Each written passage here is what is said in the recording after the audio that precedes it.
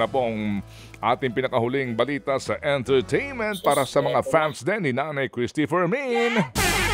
May pasilip nga po ang Nation's girl group na BINI sa latest single na Blink Twice.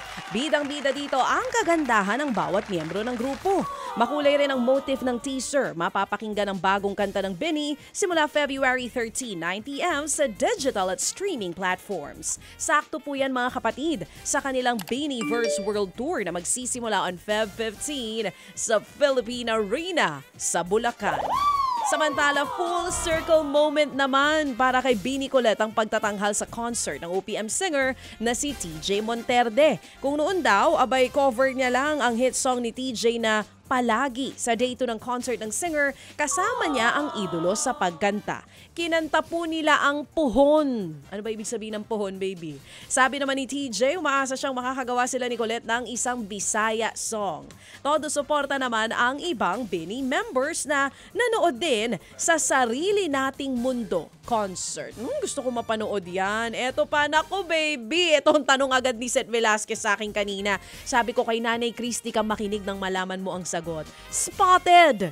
Na umiiyak in public si Miss Universe 2018 Catriona Gray habang nanonood ng concert ni TJ Monterde sa kantang Hanggang Dito Na Lang.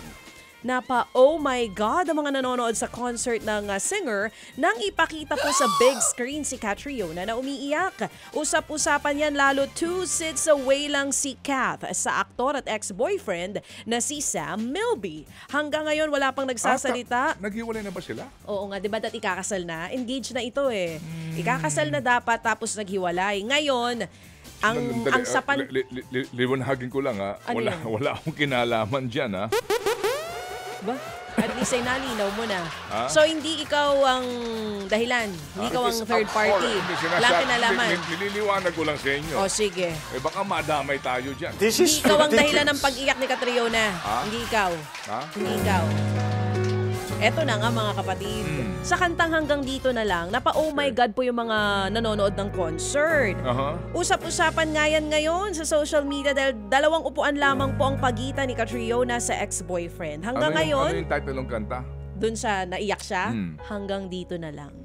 Kasi nanonood silang concert dun sa song na yon. Hindi. Hindi yan yon. Eto nga, 2023 po nang mag-propose si Sam sa Beauty Queen. Pero nitong 2024, napabalitang hiwalay na po ang dalawa. O sige, so tuloy mo pa ito. Mamaya po kay Nanay Christy, abangan ninyo. Naku, ito naman simula na po ng bagong hairstyle ni SB19 Style. Long hair ang main vocalist ng grupo. Kaya ang 18s excited sa inaabangang comeback nilang simula at wakas. Ang art pic ni Stell ay binahagi sa official Instagram page ng grupo, may halos 60,000 likes na. P-Pop King din ang datingan ni Stell. Abangan ng simula at wakas, comeback ng SB19 on February 28. Bagay sa'yo, Erwin, yung gano'n na. Gusto kita makitang gano'n. Samantala, nako ito nakakalungkot, inalala po ng aktor at ka-love team ni Barbie Hsu na si Jerry Yan ang pumanaw na aktres. Salamat at paalam. Yan nga ang mensahe ni Jerry Yan, o mas kilala bilang si Dao Mingse sa series na Meteor Garden. Sa Weibo post ng aktor, sinabi niya nagpapasalamat siyang nakilala niya si Barbie na nagpayo sa kanyang sulitin ang bawat araw ng kanyang buhay. Ay, ang ganda naman ng payo na yon.